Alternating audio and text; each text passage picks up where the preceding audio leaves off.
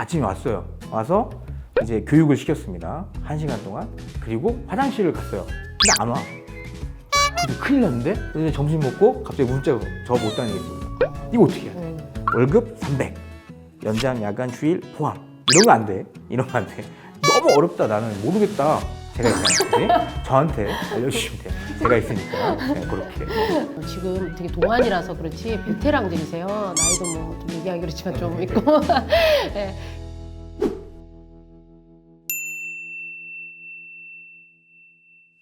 네, 이제 노무 파트 부분에 대한 질문으로 조금 넘어가 보도록 하겠습니다. 아무래도 노무 파트는 근로계약서 부분에 궁금한 점들이 되게 많을 것 같아요. 그래서 근로계약서 부분에 대해서 제가 좀 주의사항들 몇 가지 좀 여쭤볼 텐데요. 포괄임금제 이게 선택인가요? 아니면 필수인가요? 결론적으로 좀 말씀을 드리면 포괄임금제는 하시는 게 맞는 것 같아요. 원장님들 입장에서.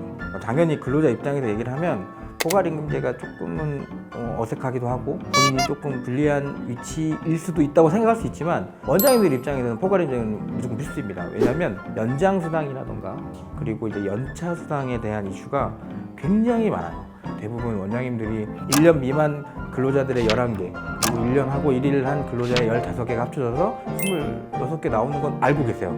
근데 빨간 날에도 일을 하거나 빨간 날도 쉬어야 된다 라고 하면 그때부터 생각을 좀 하시게 돼요. 특히 성형외과 같은 경우에는 겨울에 바짝 땡기는 구조가 있어요. 그리고 외국인 명절, 그렇죠. 연휴 이럴 때들도 다 그렇게 맞아요. 땡겨서 오시는 분도 많고 중요한 건 외국인 고객이 어마어마하게 많습니다. 직원들이 다 휴일에 근무를 하고 연차는 당연히 못 쓰고 근데 갑자기 퇴사한대. 1년 1일 하고 그랬더니 일했던 빨간 날의 휴일 수당 그리고 못 썼던 연차 수당 26개 1년 일했으니까 퇴직금까지 하면 금액이 꽤 돼요. 그러다 보니까 조금 원장님들이 내가 그때 포괄임금제를 할 걸 그랬다 이렇게 말씀하시거든요. 이런 건 안 돼요. 그러진 않겠지만 월급 300 연장 야간 휴일 포함 이런 거 안 돼. 이런 거 안 돼. 그러니까 연장을 한 달에 몇 시간 하고 연차 수당을 몇 시간 분을 녹여놨고 금액은 얼마고 얼마고 얼마고 이렇게 나와 있어야 돼요. 너무 어렵다. 나는 모르겠다. 제가 있으니까 저한테 알려주시면 돼요. 제가 있으니까. 네, 그렇게. 지금 되게 동안이라서 그렇지 베테랑들이세요. 나이도 뭐 좀 얘기하기 그렇지만 좀 있고. 네, 그리고 뭐 일단 저희와 같이 병역의원 관련된 경영에 관한 책을 썼다는 거 그만큼 녹여낼 수 있는 이야기들이 병의원 쪽으로 많으신 분들이에요. 그래서 여러분들 좀 관심 가지고 들어주시고 봐주시면 좋을 것 같습니다. 근로계약서는요 당일날 못 쓰는 경우들도 간혹 있을 거 아니에요, 그죠? 그러면 어떻게 되는 거예요? 꼭 당일에 써야 되는 거예요? 참 이게 법이라는 게 생각보다 원장님들을 생각해 주질 않아요. 근로기준법 제17조에 보면 서면으로 근로자한테 주게끔 되어 있고 근데 근로자는 종이를 받은 게 없잖아요. 그러면 말 그대로 근로계약서 미작성으로 처벌을 받는 겁니다. 제가 진짜 들었던 것 중에 가장 신박한 게 아침에 왔어요. 와서 이제 교육을 시켰습니다. 1시간 동안. 그리고 화장실을 갔어요. 근데 안 와. 근데 큰일 났는데? 갔어요? 전화를 했어. 안 받아. 그래서 점심 먹고 갑자기 문자가 저 못 다니겠습니다. 이거 어떻게 해야 돼? 첫 번째, 근로계약서 안 쓴 건 맞으니까 이건 무조건 처벌을 받는 거고요. 두 번째는 1시간 분을 줘야 되는 거야. 하루치를 줘야 되는 거야. 이것도 있어요. 문자 온 시간 있죠? 그때가 사직의사를 밝혔기 때문에 그 시간까지는 주시는 게 맞아요. 안 주면 안 되냐? 안 주면 안 됩니다. 노동부에 신고가 돼서 원장님들이 아니 내가 안 줄 수도 있지 않냐 이렇게 하면 감독관들이 하는 말 똑같아요. 그럼 안 주시도 마음은 충분히 이해하죠. 그리고 어떻게 갑자기 기소돼 그러면 안 됩니다. 근로계약서는 웬만하면 나오시면 쓰시는 게 좋아요. 이런 것도 많이 문의하시거든요. 내가 줬는데 얘가 서명을 안 해. 그래도 근로계약서 미작성이다. 그건 아닙니다. 법문의 명칭이 명확하게 서면으로 교부만 하면 되기 때문에 상대방이 거부하면 상관없어요.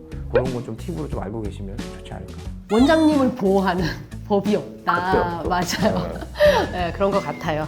네, 그래서 더더욱이나 원장님도 꼭 세무사님, 노무사님하고 상담 한 번씩 해보시고 그런 것들 처음부터 세팅을 좀 잘해놓는 게 중요할 것 같습니다.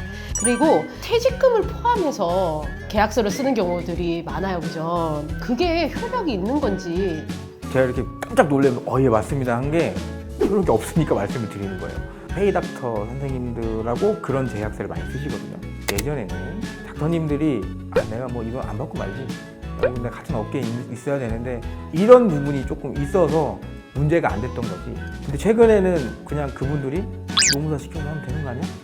세후 뭐 2천씩 받았던 원장님들이 갑자기 퇴직금 3년치를 청구하면 해당 금액은 어마어마하거든요. 그런 문제들이 최근 많이 발생이 돼요. 절대 퇴직금은 포함될 수가 없습니다. 이유는 딱 하나예요. 퇴직이라는 거는 언제 발생하냐면 나 이제 그만둬, 너 다시는 안 봐, 너 원장 아니고 너 그냥 아저씨야, 이런 느낌으로 갔을 때 그때 퇴직금 채권이 발생하는데 발생되지도 않은 채권을 내 근로계약서에 녹이면 당연히 인정이 안 돼요. 그러니까 임금으로 보는 부분은 너무 명확하게 정해져 있기 때문에 그냥 깔끔하게 월급 주고 퇴직연금 가입하시면 돼요. 네. 이게 또 비용적인 부분이라서 아무래도 이게 이제 말 그대로 퇴직금 포함하는 계약서 같은 경우는 한참 또 많이 했었던 그거잖아요. 나누기 13이잖아요. 그겁니다. 그죠? 나누기 13. 이건 안 된다. 네, 알겠습니다. 그러다 보면 이 친구가 이제 머리를 쓰기 시작하는 거예요. 또 오해가 될라. 여자분들 그렇게 생각하는 건 아니에요. 그러니까 전 스타를 꿈꿔야 되니까 그런 걸 좀 관리를 해야 되니까. 해고는 특히 조심하셔야 돼요. 말로 하면 안 되거든요. 해고는. 그러면 부당해고 구제 신청에 바로 이제 인정이 돼서 최대 6개월치 임금을 해야 되고 더 듣기만 해도 머리 아프네요. 막 또. 갑자기 머리 아니, 아파졌어요. 그러니까 또 대표자시니까 이게 또 싹 올라오시는 게 맞아 있을 것 같아요.